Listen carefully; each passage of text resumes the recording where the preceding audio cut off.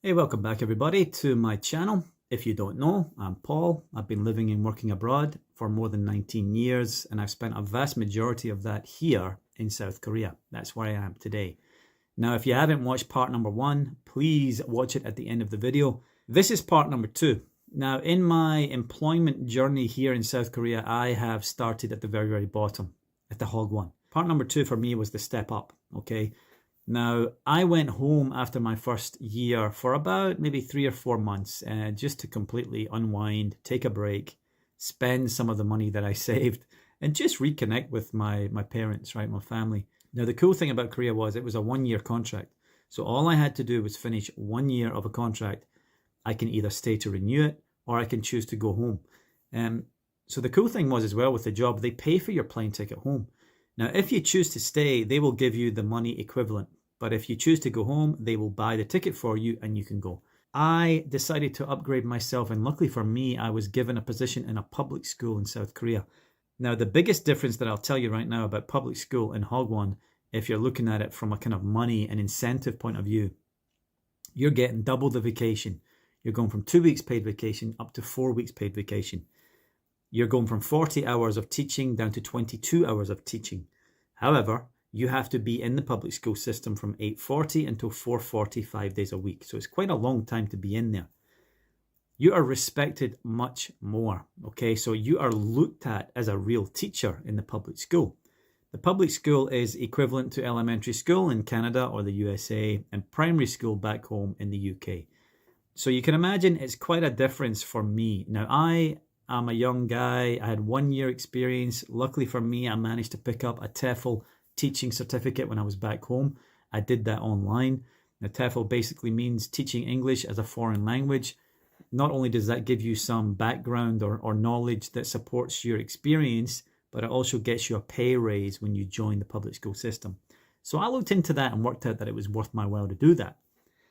Now, I went to 2 schools in the next 6 years. I'm going to quickly just go through the first school really fast. The first school, I spent 2 years, okay? This was, again, a great learning experience for me, 2 years.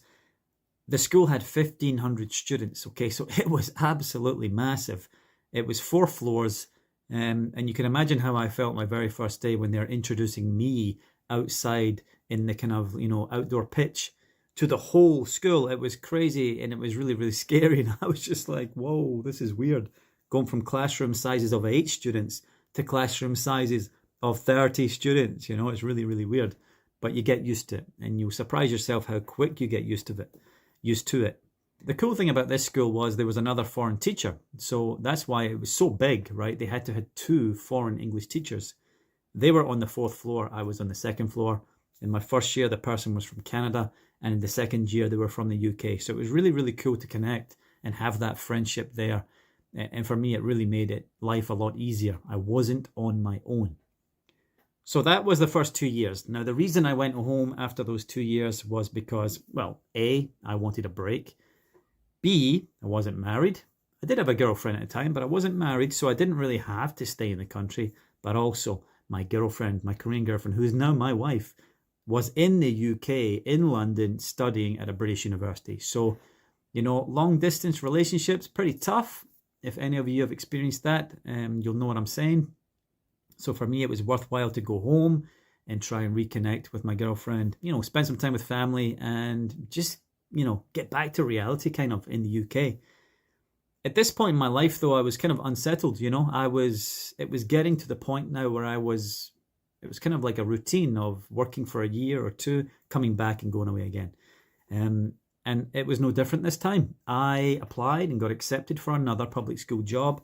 I started back in September of that same year, which was 2011 at the time. My girlfriend was coming back in spring of the next year. So it wasn't a big deal, really. We'd done it, the long distance thing, so it was okay. Now, this school changed everything for me. It was fantastic. This was one of the best experiences I've had in South Korea. I went from a school of 1,500 students down to a school of 450 students with higher pay, and everything else was better than before. Now, at this point, I've got 3 years of teaching experience, 2 in the public school.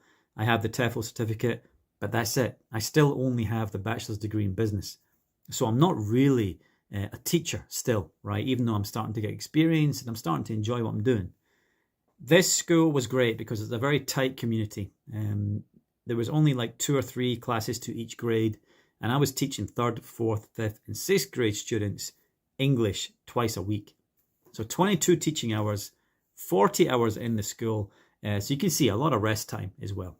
Now, the biggest difference between this school and my previous schools where I was the only foreign teacher in the school. Okay, so that makes things a little bit different. You're the only one, right? You've got nobody there waiting for you. You've got no co-workers who are from the UK or USA. You're on your own. So this takes a lot of willpower. You have to be good up here. And of course, I was totally fine with that, being a lone wolf. So there was no issues for me. I was quite happy. In this school, I had a great relationship with staff, with students, and also very importantly, the vice principal and the principal. My advice to you all, if you get a job in a public school in South Korea, make the effort with the principal and the vice principal. They are the top 2 in the school. No matter how anyone else thinks about you, it only matters what they think about you, okay? If they like you, your life's good. If they don't like you, you're in big trouble. So make sure you make the effort with them. Be nice, be polite, and they'll appreciate that. Now, in this 4 years that I spent in this school in particular, there was 2 major life milestones for me. I went from being a single guy to a married father. Okay, so I was lucky enough to marry my then girlfriend, who's now my wife. And also I had my first child, right? So this was huge and everything changed for me. At the time I had a motorbike. In 2012, I bought a motorbike and I was coming to school and going home on this motorbike. So I also taught myself how to drive a motorbike with gears. For me, that was so much fun and I loved it. But upon becoming a father, I had to sell it, right? I had to get a car. So life was changing. And during this time, I had to level up. Okay, there's something called desk warming that you're going to probably do when you have a public school job. You're thinking, Paul, what's desk warming? Well, desk warming is basically when the school is on vacation, but you've used all your vacation, so you have to come in. And pretty much you sit at your desk, and that's why it's called desk warming. You're basically warming the desk, nothing else. After a while of desk warming, and especially in wintertime in my own classroom, I felt like I was losing my social skills a little bit.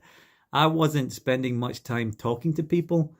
I had a choice in that school. I could either stay in the teacher's room or I could stay in my classroom. Now, obviously, everybody goes to the teacher's room because they're Korean. They're part of a team. It's part of the culture here to be around others. And also they had heating, okay? In my individual classroom, they wouldn't heat it. They wouldn't heat all the other classrooms in the school, just the main room where people are using. But I had my own heater, right? I invested in this little plug-in heater, which was really, really good. It kept me warm. But I was wearing like a woolly hat, scarf, gloves, my jacket in the classroom, and I could see my breath in wintertime. It was freezing cold. But for me, it was good. I had to be alone because I was studying for my master's degree. And also I wanted my own freedom and my own space. And the only way I could do that was to stay in my own classroom. But no joke, folks. This is reality here. Some days in the winter, it's dark in the morning at 8:40 a.m. It's still quite dark, especially in the mountain where the school was. And when you leave, it's really, really dark. So I was going to school in the dark and I was coming home in the dark and I wouldn't speak to a soul the whole day. I would barely even see anybody else in the school for the whole day. So at this time, there was no real expectations of me. I had made my lesson plans for the next semester, right? So I was ahead of the game. I was under control. So I was thinking, what do I do? Well, how about I enroll in an online master's degree program in teaching? Because if I can do that, now that I'm a father, now that I'm responsible for my wife and my kid, maybe I can get into the place that I really want to be in, which is university in South Korea. That's the holy grail, folks, if you want to work here in South Korea. Now, for me to get there, I had to have a bunch of experience, which now I had at the public school. But I also had to have the qualification. BA is not enough, especially in business. So getting a master's degree in applied linguistics and teaching is absolutely the one that they want. And if I can get myself with that, with a TEFL teaching certificate and lots of experience, I think I've got a good chance. That was my thought. Now, I also reached a point in that school where it was a glass ceiling, right? In my 4th and final year at that particular school, I was at the very, very top of the pay scale. There was no higher. I couldn't do it. They couldn't offer it to me. My contract stipulated that that number was the top. I was getting the most vacation you're allowed, which was about 6 weeks paid vacation in public school. It was really good at the time. I was well respected. I was well liked. I was given a lot of freedom in the school. But I had to make the difficult decision to move on. Now, I felt like complacency was looming, okay? Once you reach that glass ceiling, once there's no more incentive in place. Now, the school really wanted me to stay. I had a great relationship with the school principal. It was difficult for me to say no, especially with a baby and another baby on the way. But I had to do this for me. And sometimes in life, you have to take that chance and you have to jump. So what's next? What do you do when you leave public school? Well, in my opinion, you have to move up. I can go to middle school, I can go to high school, or I can go to university. I had no interest in middle school and I had no interest in high school. The only thing that I wanted to do was test myself at the very top. I wanted to be in a university campus. I wanted to be a university professor. This was the dream for me in this country. If I'm going to make my life here, I need to get the best possible position. And for me, university was number one. In the next video, I'll tell you why that is the case. I'll tell you how I got into university. I'll tell you the process I had to go through to get it, which was not easy.